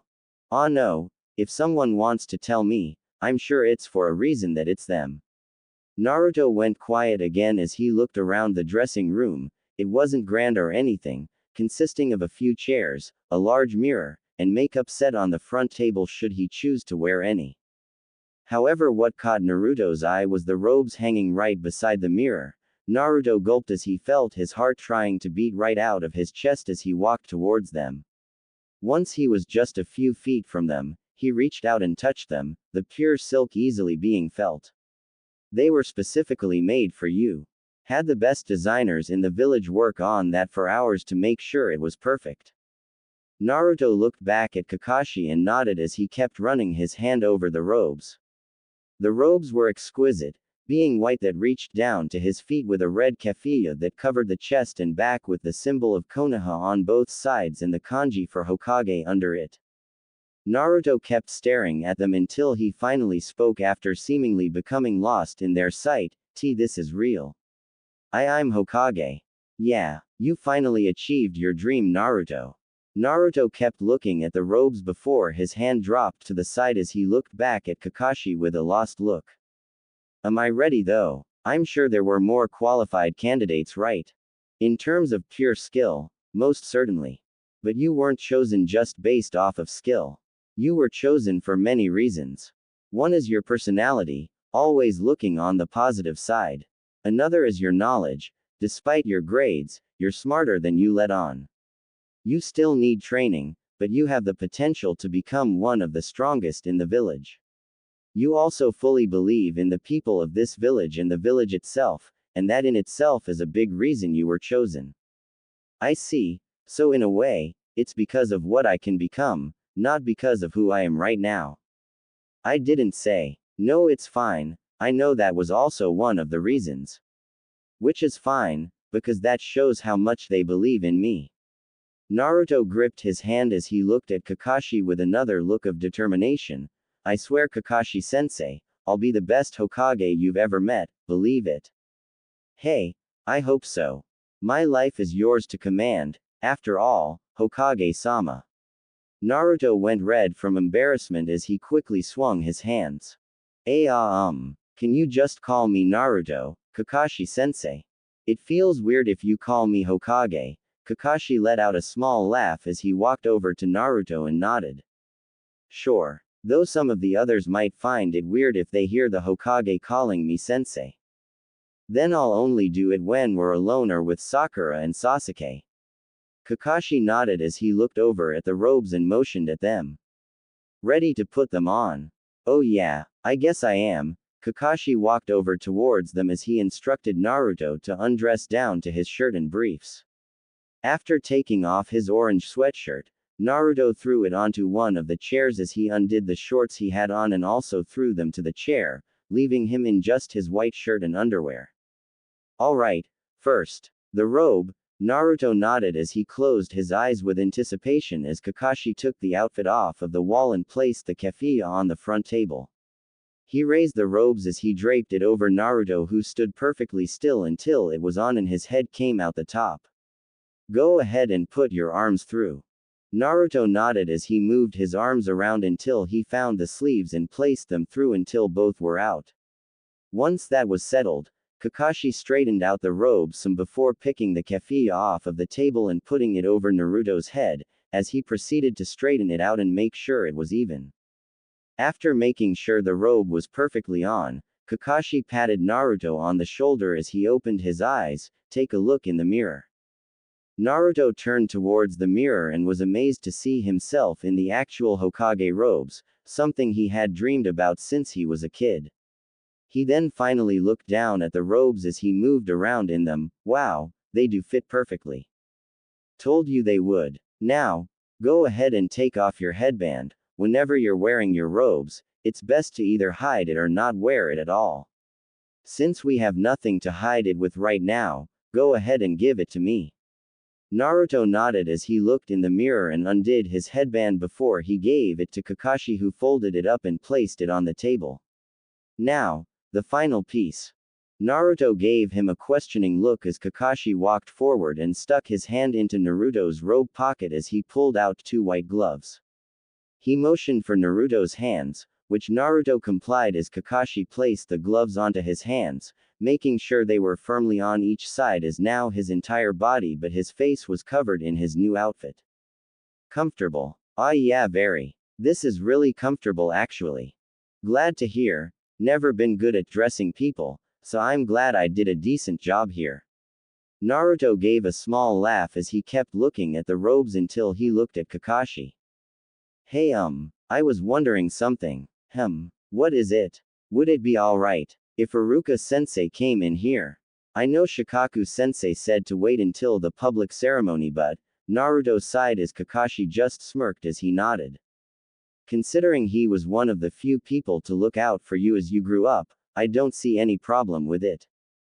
Hehe, thanks sensei. As the morning sun illuminated the area, Iruka continued to observe the many people who were looking at the tower from afar. Sure, they wouldn't be able to see anything thanks to the genjutsu placed on it, but a buzz was in the air around the village about the new Hokage after the entire area around the tower was closed off, causing many people to think that the new Hokage had been decided upon.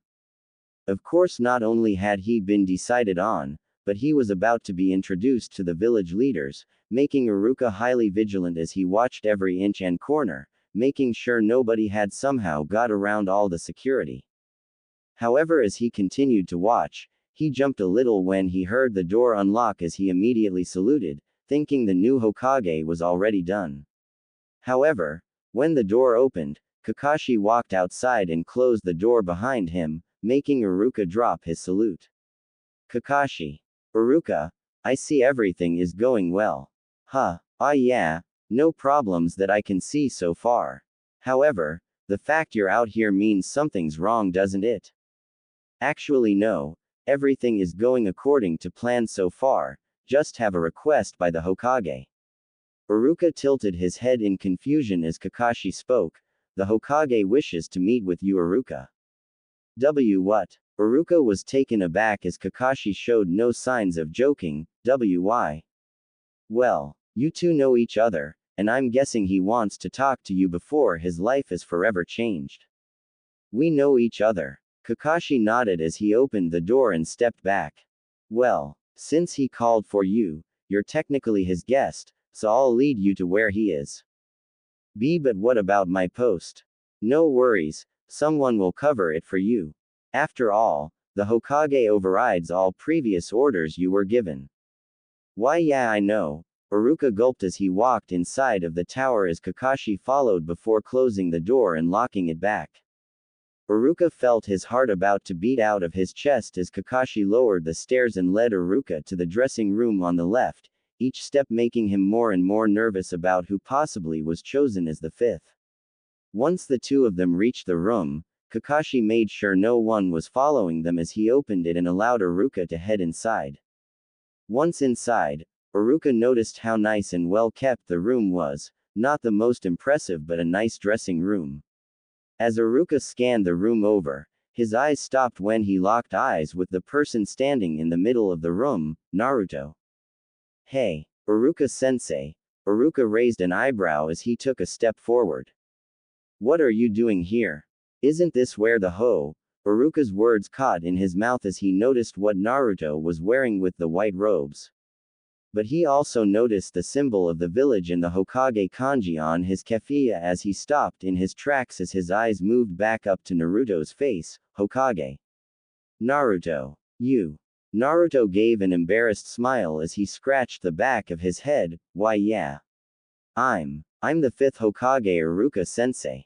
Iruka kept staring at Naruto as his mouth slowly went agape as he looked back at Kakashi. Is he telling the truth? Yes he is.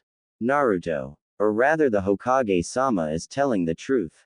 Iruka's eyes went wide as his mouth opened even more as he looked back at Naruto, who was still smiling and rubbing the back of his head as he slowly walked over to him, each step making his heart beat faster and faster. Naruto. I can't believe it, I mean. Hokage. Iruka closed his mouth and gulped as he kept looking Naruto over. Naruto. Iruka felt a tear run down his face as he quickly wiped it off as he smiled at Naruto, who returned the smile with a smug grin. I told you, Iruka-sensei, I told you I would become Hokage. Yes. Yes, you did. Iruka's smile grew even wider as he laid a hand on Naruto's shoulder. I'm sorry for doubting you a few times, but you proved me wrong like you have so many other times in the past. Naruto nodded as he pumped his fists together as he spoke. I hope I'll keep proving you wrong, sensei. It's what I do best after all. Hey, I can't deny that you always prove me wrong, Naru. Hokage-sama. Iruka felt more tears run down his face as he saluted to Naruto and bowed on one knee towards him as Naruto was still taken aback from the gesture but gave a confident smile as he nodded. Hehe. I'm glad to hear, sensei. Iruka wiped away more tears as he stood back up with a smile that a father might use when he was more than proud of his son, although kind of like with Kakashi-sensei, can you still call me Naruto? It's weird hearing anything else from you. Hey, guess I can't refuse an order from the Hokage, huh? Yeah, that's fine. Although I'm no longer above you, so from now on, be sure to call me Iruka. You sure thing, Iruka-sensei. I mean Iruka. Iruka laughed as he patted Naruto on the shoulder once again. Well, practice makes perfect, I guess. The two of them shared a laugh before Iruka gave a confident look at Naruto. The people of this village might not accept you, Naruto, they never have. But I think that can change, and I think it will change. You've proven me wrong time and time again, now it's time to prove them wrong, alright? This is the last order you'll ever going to hear from me, which is to make this village believe in you. Naruto got a stern look as he nodded before smiling, of course. I'll do it. I'll not only make them believe in me, but I'll also make sure no kid ever has to go through what I went through, believe it. As the final task assigned by you, I'll gladly do it, Iruka-sensei. Iruka nodded as a knock was heard on the door before an older woman opened it. Hokage-sama, it's almost time. Naruto nodded as he looked back at Iruka. Well, I guess it's time for my private ceremony. You want to come? Thanks, but I have a more important job right now, which is protecting you. I'll make sure that as long as I live, nothing ever hurts you, Naruto. That's my promise, not as a teacher, but as a friend. Then I promise this, I'll make sure that I'll lead this village into the best age of its lifetime so the kids you teach won't have to worry about the stuff we worry about. That's a promise as both a friend and as the Hokage. Hey, I'm glad to hear. Naruto nodded as Iruka and him shared a quick hug before he walked over to Kakashi and nodded as Naruto left the room with the older lady as Kakashi looked at Iruka. I'll give you credit. You believed in him when no one else did, Iruka. All I can say is thank you. Iruka looked surprised for a moment before he smiled and nodded. Well, I'm his bodyguard until he says I'm not anymore, so I need to head on. Might want to hurry back to your shift before the other Chunin finds out. Hehe, right. Kakashi left the room as Iruka stood in the middle of it as more tears ran down his face as he clenched his hand. Naruto. Never lose that spirit of yours. Naruto followed the old lady down the hallway with Kakashi close behind as sweat rolled down his face. Whether it was because of the moment or because how hot the hall wasn't entirely known, though if one had to guess it was because of both. As the footsteps echoed throughout the hallway, the door to the ceremony room came into view when they rounded a corner as the trio stopped right outside of it. The woman beckoned for Naruto to stand beside her, which when he did so, he was able to hear Shikaku on the other side of the door. I say this because we are at a defining moment in our history. We have concealed the truth, and we have made Hokage-sama's life hell because of it, yet what has he done? He has continued to love the people of this village, and every day he trains so he can be strong enough to protect them. I don't know how many other people would be willing to do that if they went through the hell he's been through. Naruto gulped as he heard that phrase again, about hiding the truth. He still didn't know what the village had been hiding, yet it scared him a little. Yet he had long chosen not to hold a grudge against the village. Of course, Jiraiya played a significant role in that decision. Naruto felt a pat on his back from Kakashi before he had walked over to the door with the old woman, each of them grabbing one of the handles as they faced each other as Naruto's heart began to beat right out of his chest. I want to end my speech with this. Don't judge him because of lies that have been spread, or some of the childish things he did in the past. He risked his life to save this village during Orochimaru's attacks despite just going through a grueling match in the Chunin exams. I ask that everyone here will support him, and help this village grow. Now, I ask for everyone to stand and salute, as I introduce to you the 5th Hokage of Konoha, Naruto Uzumaki. Naruto immediately heard the sound of drums as Kakashi and the old woman nodded as they pushed the doors open, revealing a medium-sized room with a giant flag on the back wall with the crest of the village. A grand stage in the middle with pews rounding out the sides, each one having the village symbol inscribed on it. When the doors opened, several Jonan were positioned on the side with the flag of the village with drummers playing the village's anthem. Naruto gulped as he began walking forward. Each time he passed a pair of Jonan holding flags, they lowered them out of respect for him.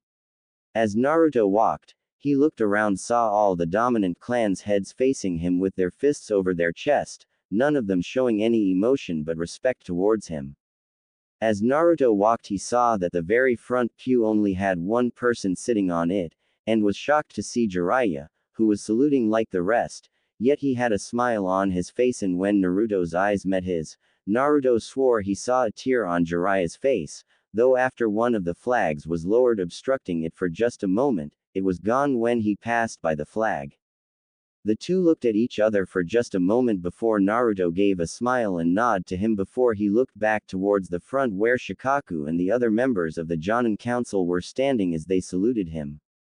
Naruto stopped right before the stairs as he let out one long sigh as he began walking up them before he stopped right in front of Shikaku, as the drummers played out the rest of the anthem before finally finishing up as Shikaku lowered his fist and motioned Naruto to his stand on his right as he got back in front of the podium. Ladies and gentlemen, it is my high honor to officially complete Naruto-sama's appointment as Hokage as I bestow upon him the sacred hat that has been passed down from the very first. One of the Jonan off to the side brought the hat over as it rested on a pillow as Shikaku picked it up and looked at Naruto, butterflies ravaging his stomach when he saw the hat. Naruto Uzumaki, by appointment of the Fire Daimyo, and as approved by the Jonan Council, you are hereby deemed the 5th Hokage of Konoha. Shikaku took the hat and placed it on top of Naruto's head as everyone in the room immediately kneeled towards him as Shikaku spoke once more. From this day forth, we are yours to serve, and just like in Naruto's room, the entire audience said in unison, Hokage-sama. Naruto's breath caught in his throat as he looked across everyone in awe, the moment still not fully hitting him until everyone stood back up still saluting as Shikaku motioned for the podium, as if to ask if Naruto wished to speak. After thinking for a moment, Naruto nodded as Shikaku bowed and stepped back as Naruto got in front of the podium and looked across everyone, the weight on his shoulders growing heavier. I didn't have a speech prepared beforehand. After all, just 2 hours ago I was dreaming about ramen, hey.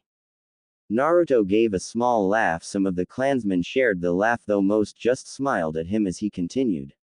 But to say this is an honor would be an understatement.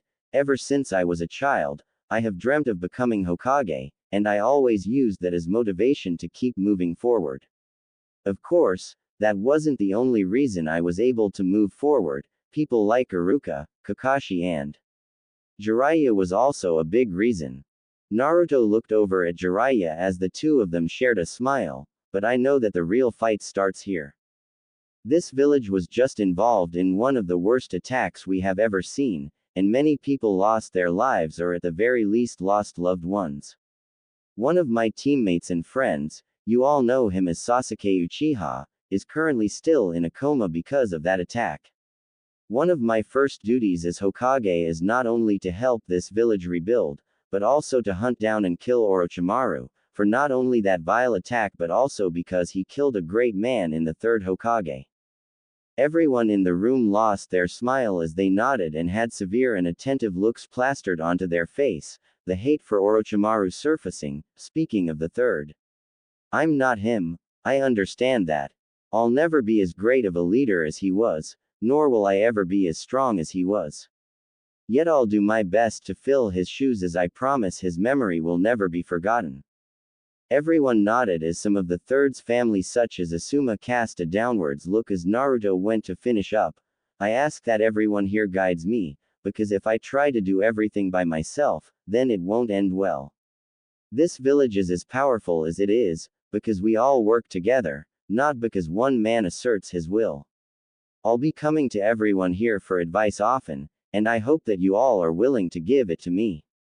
Most of the audience nodded as many were impressed by Naruto's sudden maturity, something he had never displayed to them before. I want to end this by asking a simple question. I know that many people were more qualified than I am, or may ever be. I want to ask, and also want to state that there will be no repercussions for speaking if anyone here feels that I am not ready for the job. Everyone looked at each other to see if anyone actually had any objections. It seemed there was none. Until, I have something to say. Everyone in the room immediately became tense as an old man came out from one of the pews and stood in the middle of the room, directly facing Naruto as the Jonan and clansmen all went on guard, yet Naruto took a deep breath and nodded. I see. You may continue. Now I don't have any objections to you, Hokage-sama, yet. I want to make sure you're going to do something the third never did. That would be compensation. The third ordered for my brother and his wife to be killed, leaving our clan without a true leader. We're already facing a crisis as our members are getting lower and lower every year. Everyone in the room glared at the man as Naruto kept his poker face on. May I ask who you are and what clan you represent? HMPH. My name is Unkai Kurama from the Kurama clan. Shikaku went over to Naruto to tell him who they were but. The clan that specializes in genjutsu, correct? Shikaku was surprised Naruto knew who they were, yet he saw Jiraiya nodding in approval, making him realize who Naruto learned that from. As expected of the Hokage, then you know that the third ordered for my brother and his wife to be killed in a house fire, correct? Naruto kept looking over the man as he gave a sigh and swung his head. I'm afraid I don't know any details concerning that event. HMPH. Well, it happened. I know that for a fact, and I believe my clan deserves compensation. Unkai, tell me something, are you the head of your clan? Huh, no. I'm a part of the branch family. I see. Then are you the representative of your clan, or is the clan's leader here? Unkai went silent for a moment as he looked back at the pew he was sitting on. No, I came as the escort for the clan leader. Then, I ask for the clan leader to come out and speak please. After a moment of silence, a young girl, not much older than Naruto, if not the same age, stepped out. Wearing a pink kimono and brown hair, she stopped beside her uncle as she looked at Naruto stone-faced. I'm assuming you're Yakumo Kurama. My father was the head of our clan until his death. I'm now the head of my clan with my uncle guiding me for now. Naruto nodded as he motioned for her to continue. I believe the third Hokage ordered for my parents to be killed, just as my uncle said. May I ask why you believe this? I overheard the third speaking, and he said that if I became too much of a threat, then he would order me to be killed. This is because of my powers thanks to my bloodline. Yes, I've learned that the most powerful members of your clan have a Kekkei Genkei so strong that it can make illusion a reality. That's correct.